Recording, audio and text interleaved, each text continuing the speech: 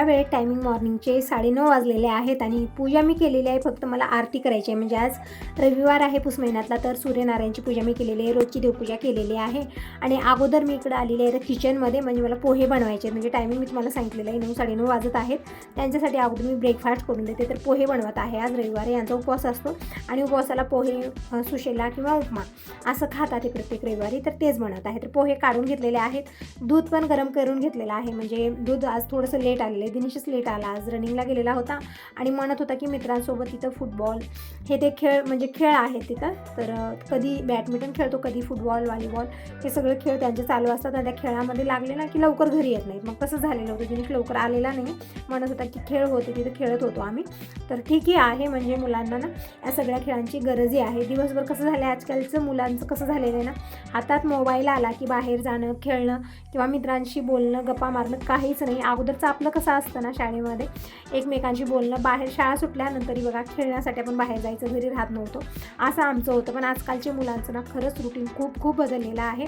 Mobile आल्यापासून फक्त एक हातात मोबाईल द्या, त्यांना कुणाचीच गरज नाही. आपण जास्त बोललं तरी पण चिडायला लागतात, त्यांना ऐकायला आवडत नाही, ते तसं झालेलं आहे. तर हे ठीक आहे. दिनेश मॉर्निंगला जातो लवकर आणि 8-9 वाजेपर्यंत जे खेळ आहेत ते खेळतो, रनिंग वगैरे करतो. म्हणजे छान असतं आणि हे सगळं केलंच पाहिजे आपल्या बॉडीसाठी. तर दूध गरम झालेलं आहे, तर अगोदर दिनेशला दूध दिलेलं आहे आणि म्हटलं थोडासा लेट झालेला आहे, तर दिनेश आलेला आहे मदत करण्यासाठी. म्हणत आहे मग मी काय मदत करू, म्हणजे जास्त थोडासा लेट झालेला आहे ना, त्याला पण भूक लागलेली आहे. म्हणजे जसे खेळ वगैरे खेळत मुलांना जास्त एनर्जीची गरज आहे, वेळेत जेवण गरजेचं आहे. तर म्हटलं पोहे बनवते, त्यासाठी मला हिरवी मिरची आणि कांदा चिरून दे. तोपर्यंत दिनेश चिरत आहे, रडत, म्हणजे कांदा खूप रडवतो ना, तर दिनेश तिकडे रडत ते सगळं तयारी करून देत आहे. तोपर्यंत मी इकडे कोथिंबीर आणि टमॅटो चिरून घेते. म्हणजे आज रविवार आहे आणि मी जसं तुम्हाला अगोदरच्या व्हिडिओमध्ये म्हणलं, या रविवारचे म्हणजे जी पूजा आपण मांडतो ना, थोडेसे नियम आहेत. म्हणजे काय यात चिरलं जात नाही आपल्या हातानं, केस विंचरत नाहीत आणि सूर्य मावळल्यानंतर जेवणही म्हणजे काहीच खायचं नसतं. खूप सारे नियम आहेत, पण आपण तितके सगळे फॉलो करू शकत नाही, कारण आपला रुटीन असा झालेला आहे ना की कुठलीच कामं सोडता येत नाहीत ना, कुणाची आपण मदत घेऊ शकतो.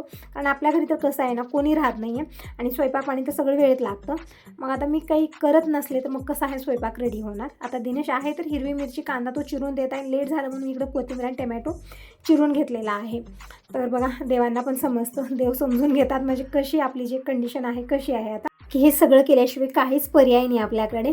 तर असं इकडं पोहे मी भिजवून घेतलेत, म्हणजे स्वच्छ धुवून घेतलेत आणि पूर्ण पाणी काढून ठेवलेलं आहे. तर पोहे व्यवस्थित भिजलेले आहेत. तोपर्यंत बाकीची पूर्ण तयारी झालेली आहे. जसं कांदा, हिरवी मिरची, टमॅटो, कोथिंबीर सगळं बारीक चिरून घेतलेलं आहे.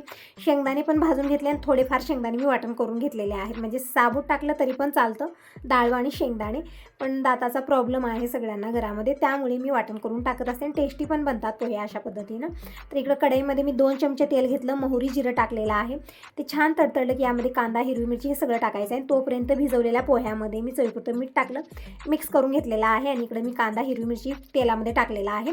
परतून घेऊया. हलकासा कांदा मऊ होऊ लागला की यामध्ये आपल्याला टोमॅटो टाकायचा आहे. म्हणजे जास्त कांदा गोल्डन ब्राऊन करायचा नाही, पोहे असो किंवा सुशाला असो. यासाठी कांदा जे आहे ना हलकासा मऊ व्हायला लागला की यामध्ये मी हळदी पावडर टाकलेली आहे आणि एक टोमॅटो टाकलेला आहे. परतून घेतलं, संग कोथिंबीर पण टाकलेली आहे. परतून घेऊ आणि हे जे भिजवलेले पोहे आहेत ते टाकायचे आहेत आणि यामध्येच मी अर्धी वाटी शेंगदाण्याचा कूट टाकलेला आहे. डाळ आणि शेंगदाणे मिक्स करूनही वाटण करू शकता. जसं मी तुम्हाला म्हणलेलं आहे की पाणी चालू आहे यांच्या, म्हणजे बोटाला मार लागलेला आहे, त्यामुळे डाळ वगैरे अशा वस्तू मी टाकत नाही आहे, फक्त शेंगदाणे टाकलेले आहेत. मिक्स केलं आणि हे भिजवलेले पोहे आपल्याला फोडणीमध्ये टाकायचे आहेत. एकदम छान टेस्टी पोहे बनून तयार होतात. म्हणजे जेव्हाही घाई गडबड आहे, पाहुणे आलेले आहेत, आपल्याला कुठेतरी जायचं आहे, त्यावेळेत आपण हे पोहे बनवू शकतो. खूप झटपट बनतात, कमी वेळामध्ये आणि खाण्यासाठी खूपच टेस्टी हे लागतात. पण एक आहे ना, मला पित्ताचा प्रॉब्लेम खूप आहे, जसं मी दररोज म्हणत असते तुम्हाला, त्यामुळे मी पोहे खायचं आजकाल बंदच केलेलं आहे. यानं पित्त खूप लवकर वाढतं. तर इकडे बघू शकता पोहे बनून तयार झालेले आहेत. वरून थोडीशी कोथिंबीर टाकली, मिक्स केलेला आहे. आता अगोदर यांच्यासाठी मी टिफिन पॅक करते, म्हणजे पोहे असो किंवा रोजचं जेवण खाणं घरी येत नाही, तिकडेच द्यायचं असतं. कारण घरी आलं तर ते फोन चालू असतात, त्यांचं खाणं पिणं म्हणजे त्या खाण्यापिण्यावर लक्षच राहत नाही त्यांचं, म्हणजे ते फोन आलं तर तिकडेच बोर्ड लागते. त्यामुळे मी तिकडेच देत आहे, म्हणजे निवांत खाऊन पिऊन तिथंच, म्हणजे तिथल्या तिथं बोलणं चालणं त्यांचं चलत असतं. आणि दिनेशसाठी इकडे म्हणजे प्लेटमध्ये पोहे देते, तो खाऊन घेऊन जातो. मग मी लागते माझ्या कामाला, म्हणजे पूजा वगैरे मला आणखीन करायची आहे. म्हणजे पूजा मांडलेली आहे मी, फक्त मला आरती करायची आहे आणि नैवेद्यामध्ये मी शिरा बनवणार आहे. तर त्याची पण तयारी करायची आहे. तर इकडे दिलेले दिनेशला पोहे यांच्यासाठी टिफिनमध्ये पॅक केले. थोडासा पसारा झालेला आहे, नंतर काढणार आहे कारण आणखीन शिरा वगैरे मला बनवायचा आहे, स्वयंपाक बनवायचा आहे. म्हणजे अर्धा झाला आणि अर्धा बनवायचा आहे. तर इकडं अगोदर मी आता देवाची आरती करून घेते. जसं मी तुम्हाला म्हणलेलं आहे की 7 वाजेपर्यंत ही पूजा केली जाते सूर्यनारायणची, पण झालेलं नाही आहे. थोडीशी धावपळ घाई गडबड माझी, म्हणजे वेगळाच गोंधळ चालतो ना मॉर्निंगला. आपल्याला जी कामं आपण जसं विचार करतो तसं होत नाही, वेगवेगळंच होत असतं आणि ते करणं इम्पॉर्टंट आहे. म्हणजे जी बाहेर आहेत त्यांना वेळेत खाणं पिणं त्यांचंही बघणं गरजेचं आहे. आणि जी घरची कामं आहेत ते आपल्या हातात असतात, थोडंसं निवांत होत असतात. तर अगोदर मी आरत्या प्रज्वलित केल्या, धूप लावलेली आहे आणि अगोदर मी इकडे तीर्थ बनवून घेत आहे. आणि मॉर्निंगला दूध पण लवकर आलेलं नाही, आत्ता आलेलं आहे. तर इकडे दूध घेतलेलं आहे, दही, साखर, तूप आणि यामध्ये मोहळाचं मध आणि तुळशीचं पान टाकू नये. म्हणजे तुळशीचं पान टाकावं पण तीर्थामध्ये टाकून ठेवू नये असं म्हणतात. म्हणजे त्याचं एक विषारी पदार्थ तयार होतं, त्यामुळे मी टाकत नाही. अगोदर टाकायचे, पण जेव्हापासून मला माहिती झालं की तीर्थामध्ये कधी तुळशीचं पान टाकायचं नाही. तुळशीचं पान आपल्या नैवेद्यावरती पूजेला आपण घेतो, पण तीर्थामध्ये टाकून ठेवायचं नाही. तर इकडे तीर्थ बनवून तयार झालेलं आहे, देवासमोर ठेवलं मी आणि गाजरं पण ठेवलेले आहेत. म्हणजे या पूजेला अशी सामग्री ठेवली जाते, म्हणजे ढाळा आहे, ऊस आहे, गाजरा आहेत, फळं म्हणजे फळामध्ये पेरू वगैरे असंच ठेवलं जातं. आणि ते सगळं म्हणजे एखादी वस्तू भेटली एखादी नाही असं झालेलं आहे. म्हणजे करडा वगैरे हे सगळं मी ठेवलेलं आहे. तर अशा पद्धतीने मी पूजन मांडणी केलेली आहे. आता आरती करून घेऊया. तर आरती करून घेतलेली आहे आणि कापूर मी नंतर ओवाळणार आहे. म्हणजे दिनेश आता नाही आहे, गेलेले आहे गॅरेजला, आणि दिनेश असला तर त्याच्याजवळ कापूर देते आणि मी आरती ओवाळते. पण आज मी अगोदर आरती करून घेतली, नंतर कापूर ओवाळून घेतलेला आहे. आता देवाला अगोदर नैवेद्य म्हणून तीळ आणि साखर ठेवलेले आहे आणि तीर्थ पण मी देवाला दाखवलेलं आहे. आणि जे नैवेद्य बनवणार आहे ते नंतर मी दाखवते. अगोदर तीळ साखर आपल्याला ठेवायची असते. म्हणजे आजचा जे नैवेद्य असतो याचाच मान असतो की तीळ साखर दिलं जातं आजच्या दिवशी. म्हणजे सवासिनी, म्हणजे एक 4-5 सवासिनी आपल्याला बोलून हळदी कुंकू लावून ओटी भरायची आणि तीळ साखर आणि तीर्थ जे बनवलेले ते द्यायचं असतं. तर अशा पद्धतीने मी पूजन केलेलं आहे, देवदर्शन करून घेतलं. आता आलेले मी किचनमध्ये आणि सुरुवात झालेली आहे स्वयंपाकाला. तर स्वयंपाकामध्ये म्हणजे डाळ मी मॉर्निंगलाच लावलेली होती, पण वरण आणखीन बनवलेलं नाही कारण आज लवकर जेवण करणार कोणी नव्हतंच. म्हणजे कसं दररोज मॉर्निंगला वरण भात बनतं, पण आज पोहे बनलेले आहेत आणि दिनेशच्या पप्पांचं झालेलं आहे दोघांचं. तर म्हटलं आता निवांत दुपारचं जेवणही होत आहे. म्हणजे रविवारचा उपवास माझाही आहे, यांचाही आहे, आणि मी काही पोहे वगैरे खाल्लेले नाही. त्या रविवारच्या उपवासाला तितकं म्हणजे पोहे हे खात नाहीत असं म्हणलं जातं, म्हणून मी खाल्लेली फळाहार घेऊ शकतो आपण. आणि ते पण आपण इव्हनिंगला, म्हणजे कसं आहे दिवस मावळल्यानंतर सूर्यनारायण घरी गेल्यानंतर काही खायचं नसतं, असं एक नेम आहे त्या रविवारचे. त्यामुळे ना आता दुपारचं जेवणच मी करणार आहे. मग तर इकडे वरणाची पूर्ण तयारी झालेली आहे. डाळीमध्ये हळदी पावडर, लाल मिरची पावडर, चवीपुरतं मीठ टाकलं, घाटून घेतलेलं आहे आणि चिंच पण इकडे मी कोळून टाकलेली आहे. छान मिक्स करून घेऊया. आणि बाकीची पूर्ण तयारी झालेली आहे. तर पटकन तडका देते आणि संग इकडे भात आणि शिरा पण बनवायचा आहे आणि चपाती किंवा पुरी बनवायचाही विचार होता, पण आता कोणी खाणार नाही आहे ते. म्हणजे तळलेलं तर मला पण आवडत नाही, यांना पण आवडत नाही, आणि चपाती पण हे खात नाही आहेत, म्हणून म्हटलं जे साधं सिंपल जेवण आहे तेच बनवूया. आणि तसं तर आजच्या दिवशी ना पुरणपोळीचा स्वयंपाक बनतो. म्हणजे पहिला रविवार आहे, आज पुरणपोळी किंवा काहीतरी गोडामध्ये असं बनवतात, म्हणजे काहीतरी स्पेशल जेवण थाळी असते. पण मी साधं सिंपलच बनवत आहे कारण सगळ्यांची आवड घरामध्ये थोडीशी वेगवेगळी आहे.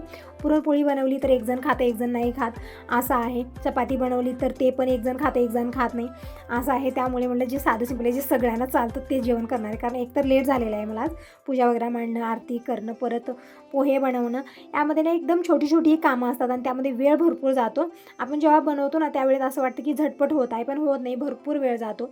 मॉर्निंगला जेव्हा बघते मी की आता तरी 9 वाजलेले आहेत आणि 10 वाजेपर्यंत पूर्ण कामं होतील, पण होत नाही. एकच काम आपण कंटिन्यू करत नाही, त्यामध्ये ना खूप सारी कामं ही ती होऊन जातात अधूनमधून. ते करणं पण गरजेचं आहे, त्यामध्येच वेळ जास्त जातो. आणि तिथं 9 वाजलेले असतात, तर पुन्हा मी टाईम बघते जेव्हा स्वयंपाक कंप्लीट झाला त्यावेळेस 11:30-12 वाजलेले असतात. तर असं वाटतं की आम्ही सुरुवात तर लवकरच केली होती, इतका कसं लेट झाला. पण त्यामध्ये ना भरपूर सारी छोटी मोठी कामं होऊन जातात, त्याचा हिशोब नसतो आपल्याकडे. तर इकडं मी कढई ठेवली, म्हणजे वरणाची तर तयारी झालेली आहे. तिकडं मी भात ठेवलेला आहे बनत, आणि इकडं मी आता संग वरण करून घेते. टायमिंग सांगितले त्यावेळेस तर 11:30 तरी वाजले असतील, तितकं मी बघितलेलं नाही आहे. तर पटकन मी आता वरणी बनवून घेते संग म्हणजे पूर्ण स्वयंपाक मी किचनचा आवरून घेते. मग त्यानंतर कपडे वगैरे ही कामं शिल्लक राहणार आहेत. तर अगोदर मी किचनपासून फ्री होते. तर कढईमध्ये थोडंसं पाणी होतं, त्यामुळे थोडा असा वेळ जास्त ठेवलं मी. आता टाकलेलं आहे तेल. आणि वरण कशा पद्धतीनं बनवते मी प्रत्येक वेळी शेअर करते, एकदम सोपी पद्धत आहे, खूप छान टेस्टी वरण बनतं. आणि वरण हे नाही ते कुणाचंही जेवण होत नाही घरामध्ये, म्हणजे आहे वरणामुळं पित्त होतं, हे ते खूप सारं आहे, पण वरण असं आहे ना की त्याच्याशिवाय कुणाचं जेवण नाही. भाजी बनली तरी पण वरण लागतं. तर इकडं कढईमध्ये मी 2 चमचे तेल घेतलं, मोहरी जिरं टाकलं आणि एक हिरवी मिरची पण मी इकडे घेतलेली आहे तुकडे करून, म्हणजे बारीक चिरून घेतलेले आहे. कांदा आणि हिरवी मिरची मी संग टाकलेले आहे.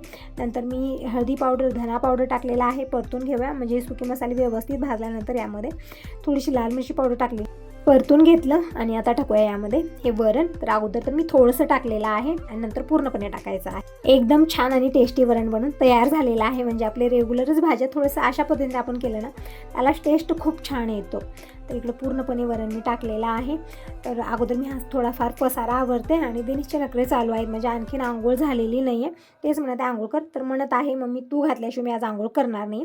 तर असे नखरे यांचे चलतच असतात. म्हणजे 4-8 दिवस गेले की दिनेशला म्हणजे मम्मी तू आंघोळ घातल्याशिवाय मी करत नाही असं त्याचं चालू असतं. तर दिनेशला मी आंघोळी घातलेली आहे. आता परत मी किचनमध्ये आलेले आहे आणि शेंगदाण्याचं कूट मी वाटून ठेवलेलं होतं ते पण डब्यात भरत आहे. कारण मुंग्या खूप लवकर येतात आपण असंच ठेवलं तर ते अगोदर भरलं आणि टोपण लावून मी ठेवलेलं आहे. कारण मुंग्याची भीती खूप आहे. एक वेळा मुंग्या झाल्या की सगळ्यामध्ये जातात ते, म्हणजे लाल ते जी छोट्या मुंग्या असतात ना लाल, त्या मुंग्याचं ना खूपच हे आहे, म्हणजे खूप त्रास देतात त्या. तर लावून ठेवलेलं आहे टोपण, म्हणजे एकी मुंगी त्यामध्ये जाऊ नये. आणि तोपर्यंत वरणाला पण उकळी आलेली आहे, ते पण मी उतरावून ठेवलेलं आहे. तिकडं कुकरला म्हणजे भात ठेवलेला आहे मी, तर 2 शिट्या झालेल्या आहेत. भात बनवून तयार झालेला आहे. आता मी अगोदर बनवून घेते शिरा. आणि इकडे भाजी मी मॉर्निंगलाच बनवलेली होती, दोडका टोमॅटो मिक्स भाजी आहे.